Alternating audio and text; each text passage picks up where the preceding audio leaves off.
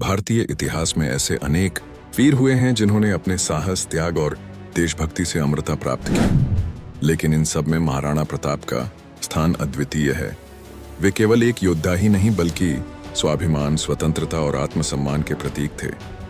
उनका जीवन संघर्षों से भरा हुआ था, पर उन्होंने कभी भी अपने सिद्धांतों और मातृभूमि के सम्मान से समझौता नहीं किया।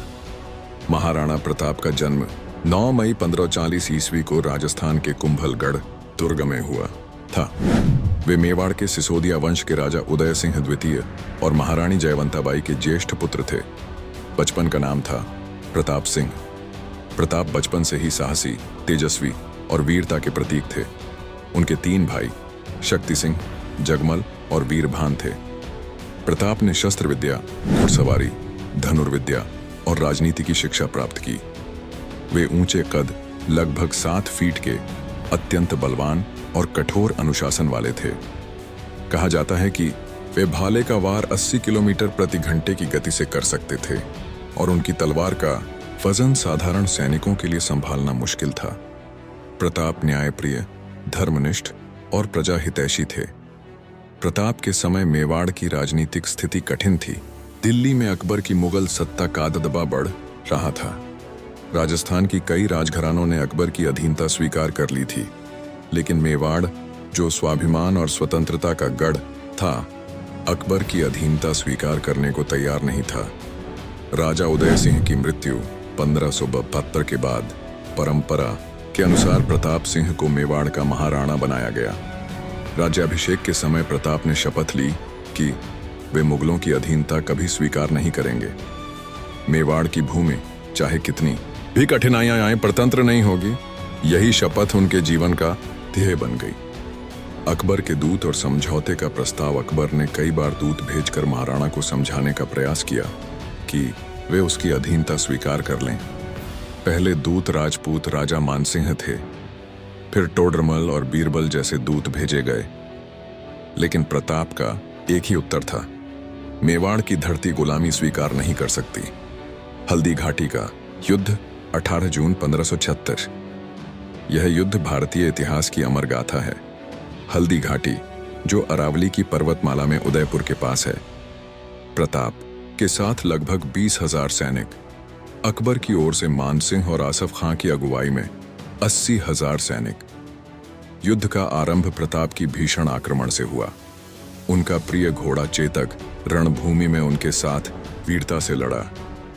चेतक ने युद्ध के दौरान अपने घातक घावों के बावजूद प्रताप की जान बचाई और एक नाले को लांघकर उन्हें सुरक्षित स्थान पर पहुंचा दिया।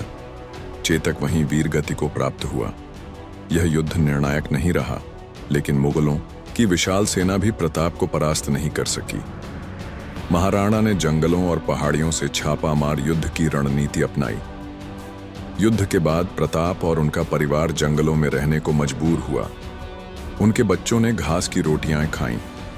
स्वयं प्रताप ने भी कठिन जीवन जिया। किंवदंती है कि उनकी बेटी ने अकाल की स्थिति में मिट्टी की रोटी खाई।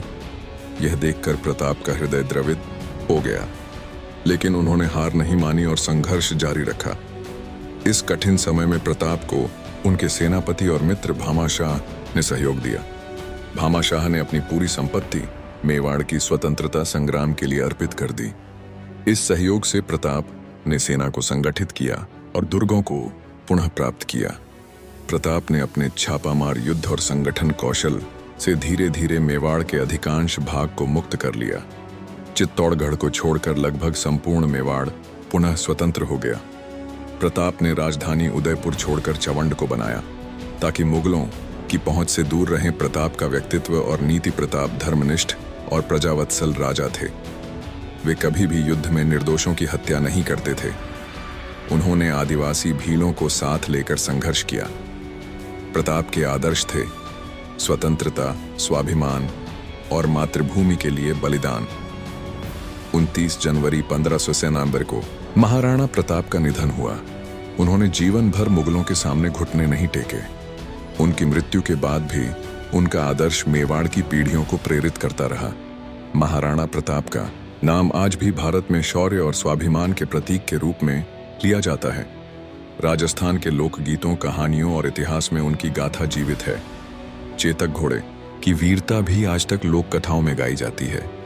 प्रताप ने सिद्ध किया कि संघर्ष चाहे कितना भी कठिन क्यों न हो, स्वतंत्रता और आत्मसम्मान सबसे ऊपर है। महाराणा प्रताप का जीवन केवल एक राजा की गाथा नहीं, बल्कि यह संदेश है कि स्वतंत्रता का मूल्य कठिनाइयों और बलिदान से चुकाना पड़ता है, परंतु उसकी रक्षा करना ही सच्चा धर्म है।